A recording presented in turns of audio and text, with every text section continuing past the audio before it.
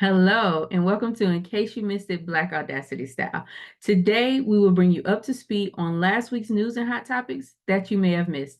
I'm LaWanda Morris, CEO of Black Audacity Magazine, BAM for short, and your host for this evening. Now, today we will be discussing again the 66 Grammy Awards and our BAM Black History Spotlight. We'll also talk about the U.S. retaliation of the drone attack in Jordan, the connection between reproductive health and metabolic diseases, the 2024 Super Bowl, and in breaking news, I'll break down the recent West Point ruling and I'll announce a little bit of BAM breaking news as well. So pour yourself a drink, grab a snack, and let's get into it.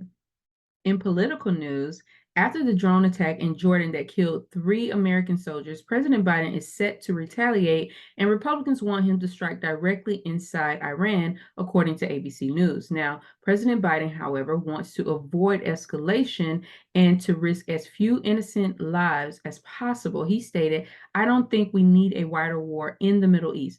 That's not what I'm looking for."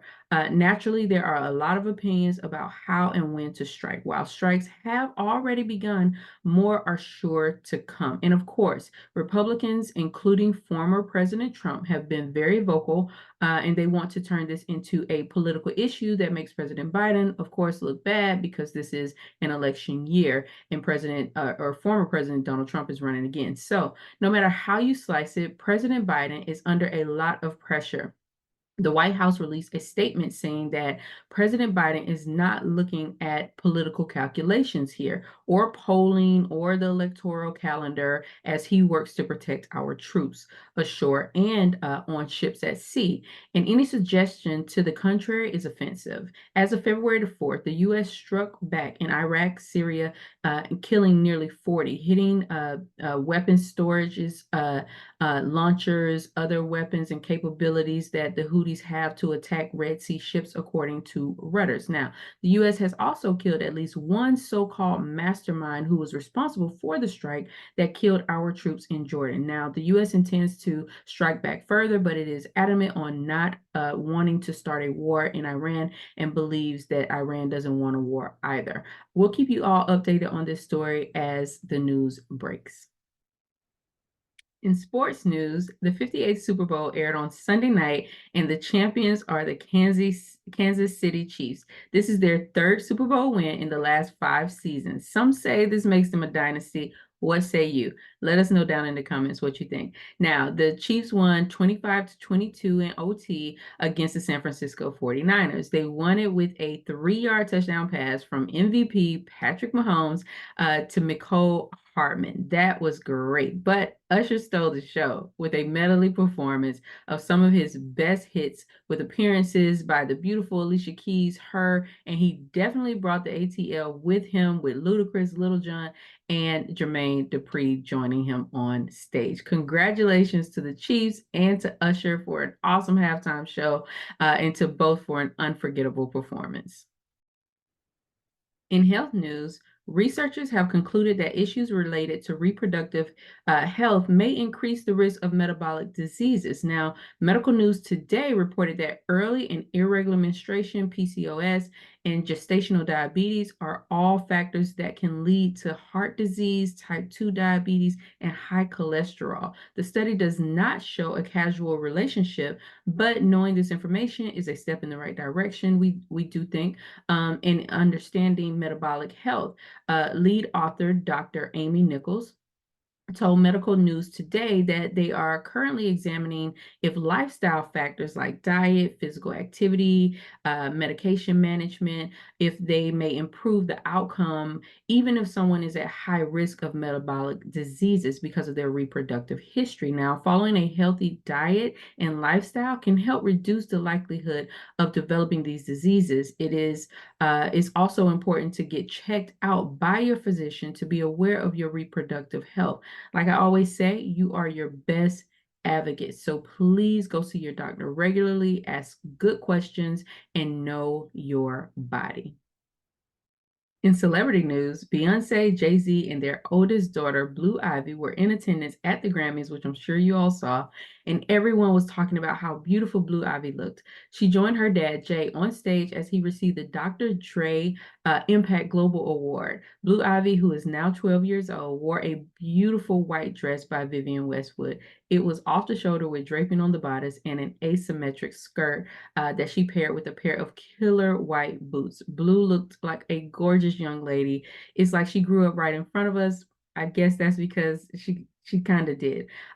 B also looked amazing in her cowboy inspired outfit, which we now know was in preparation for her new album drop, which she dropped during her Verizon commercial during the Super Bowl.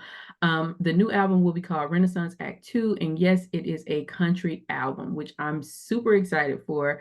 And congratulations to Jay-Z for winning such an honorable award. You go Carter family. We love you all. We are inspired by you. And here at Black Audacity Magazine, we love Black love. We love Black power. We love all things Black and inspirational.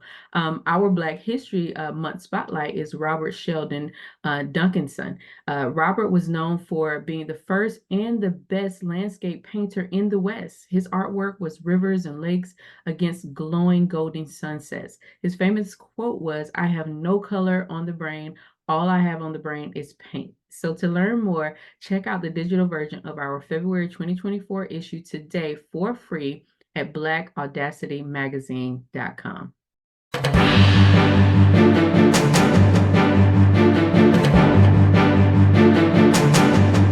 In breaking news, NBC reported on Friday, February the 2nd, that the Supreme Court has allowed West Point Academy in New York to continue to consider race in its admissions process. Now, West Point is one of the nation's 5 service academies, and the court denied a request by the students for so-called fair admissions. This case is akin to the Supreme Court's decision to overturn, in the opposite direction, affirmative action, but again went in the opposite direction.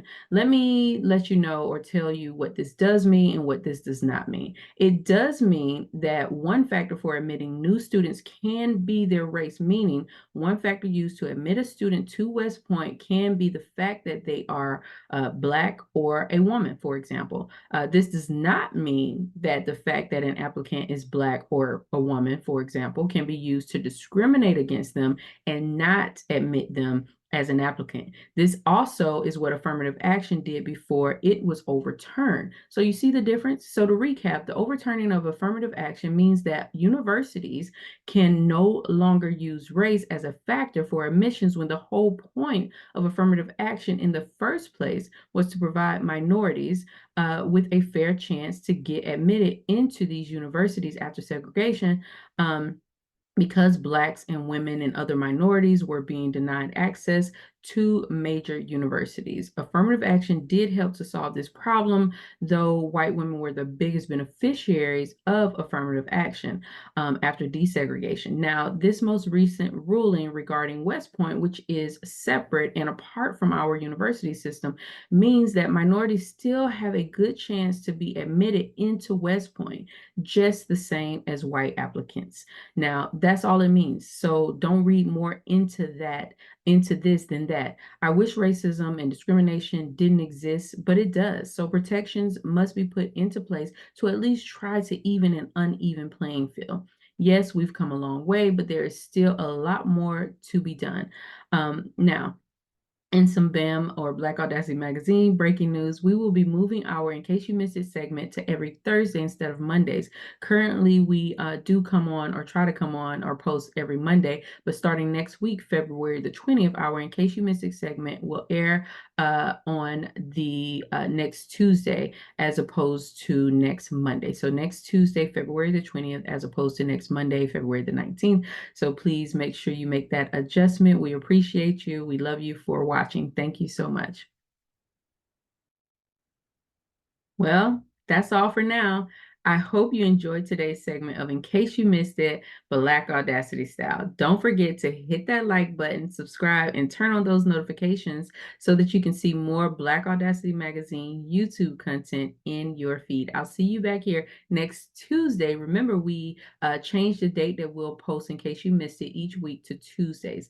I'm LaWanda Morris, CEO of Black Audacity Magazine, BAM for short, and we are unapologetically and unambiguously Black Audacity. Thank you so much for watching, and see you next week.